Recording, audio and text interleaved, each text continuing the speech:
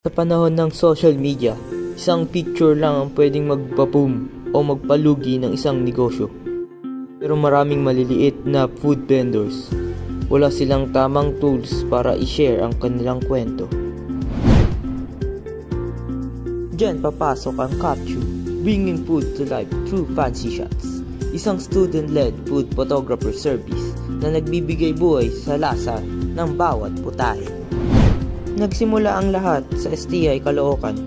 Si Joby Pineda, isang estudyante ng MA 603, binigyan ng group project ang task, gumawa ng impact sa totoong buhay. Nag-brainstorming kami about kung anong business na gagawin namin sa plan. Naisip namin kung pwede namin magawa na magagamit yung skills namin. Naisip namin yung food photography at nagtulong-tulong kami gawin ang capture. Ang naging goal namin ay kumuha ng masarap na picture na pwedeng i-post sa social media. Ito rin yung paraan namin para makatulong sa mga small food businesses.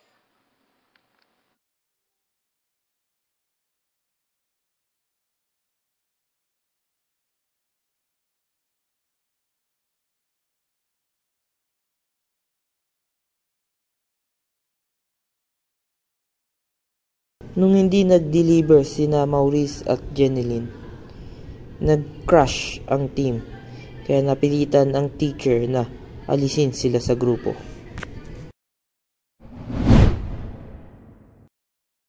Pero kapag may passion, laging may paraan. Dumating si Mayugba, isang mabait at creative na estudyante na nagbigay bagong buhay sa Capture. Anong role mo sa Capture? Not much role was given, but there was that one time we had made the advocacy video. I was one of the so-called kunwaring business owners for as a commercial actor, partial commercial actor if you consider it. And I also kind of helped with before it became captured, because they needed help to rename and redesign a bit of the logo and the brand name, so I helped them. And Capture was somewhat a random fund in my head that comes with, so why not? Gladfully, the professor accepted it, so it's funny but awesome. Anong pinaka-challenging na part? The challenging part? Well, that depends on what activity is given, but I'd say it's either the budget, the time, and yes, the sun is really blazing this year. It kind of sucks, but we had to do it for the content. But same time, sometimes the brainstorming can be a little difficult, but not to worry, it's gonna be easy in the end. So, that's about it, I guess. Ano ang natutunan mo about sa teamwork? Learning about them and how to work with them. Well, it's pretty chill for the most part, but I'd like to share the brain cells with them as well. So I learned to reach out to them more, cooperate with them more, and brainstorm with them more, which I like, because it's kind of difficult at first for sa ibang groupings na share ng ideas with them, pero sometimes there are parang masyadong dominante yung isang member, so I had to go with it sa vision niya kasi wala ring choice. If that's the vision that we're going to do, then that's how we're gonna do it. Pero I like it for the most part na yung gusto ko siya yung collaborated ideas, shared ideas, combined naman siya and improvised too.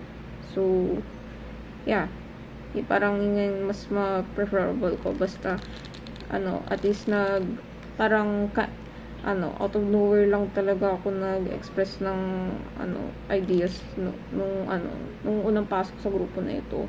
So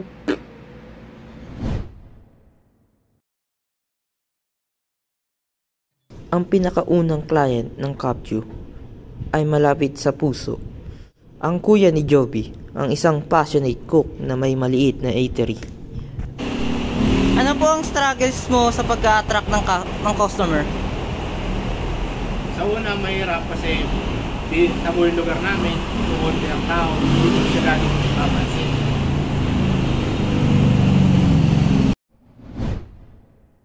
Nag-alinlangan ka po ba na nalaman mong students ang gagawa ng marketing mo? Hindi naman kasi may tiwala naman ako sa kapatid ko at saka sa Capture na kanyang pinaka-business nila. Nag-all out ang team, lighting, composition, storytelling. Pinasarap palalo ang mga simpleng putahe gamit ang kamera.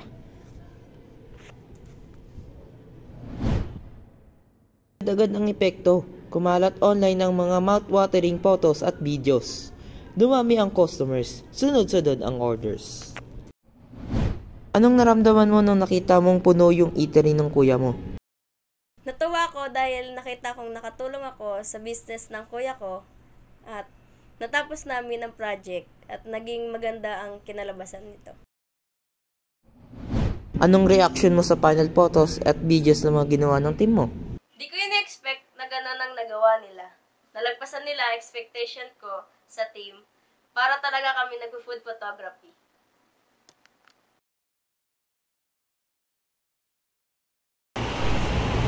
Anong reaction mo sa final photos and videos na ginawa ng team?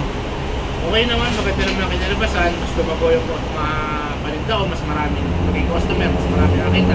Marami na natuwa. Mas lalo ako natuwa ako sa nangyari. Sige po. Ano ang nagbago pagkatapos mong makita yung online post ng photos? Maganda ang kinalabasan, okay naman lahat. Dumami ang customer, marami nakakita. Nung dumating ang presentation day, lumampas sa photos ang kwento ng Capture. Kwento na ito ng leadership, problem solving at empathy. Sa totoo lang po, na-amaze po sa gawa nila, natatuwa po ako. Tapos unbelievable po na ganun po yung output ng gawa nila. Very amazing. Ngayon, hindi lang ito basta class project. Lumalawak na ang vision ng Capture. Anong ibig sabihin ng Capture sa'yo ngayon? As isa sa mga members ng Capture, ang Capture para sa akin ay way ng pag-explore ng photography. Dahil hindi naman photography ang main na ng skill ko. And dahil sa business ito, nagkaroon ako ng interest sa photography. Nag-enjoy ako sa team na to. Na-enhance ang mga skills ko at teamwork namin. Kahit na first time kong gumawa ng ganitong project, hindi lang namin nakamit. Nalagpasan namin ng expectation namin. Ang pangarap ko sa Capture ay hindi lang sa mga small food businesses ang magiging target customer namin. Kung di makakuha kami ng mga clients na 5-star. Well, I guess you could say na parang it's just parang at a logical point of view na sure, it's a small food photography business yan, kineme. Pero nakaka-enjoy rin na mag-learn about mag-get to know with the new faces na hindi ko kilala, even though kilala ng iba. Like, yung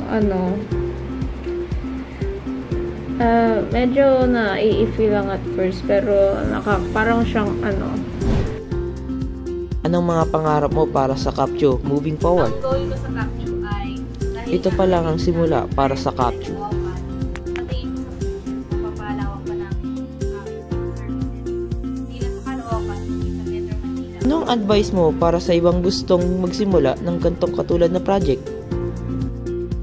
Kung magsisimula kayo ng food photography project, dapat handa kayo sa mga gagamitin nyo. Dahil kami, nagkulang-kulang kami sa mga gamit like lights and lenses. Hindi naging madali sa amin yung pagkuha ng mga litrato ng pagkain. Ito pa lang ang simula para sa Capture.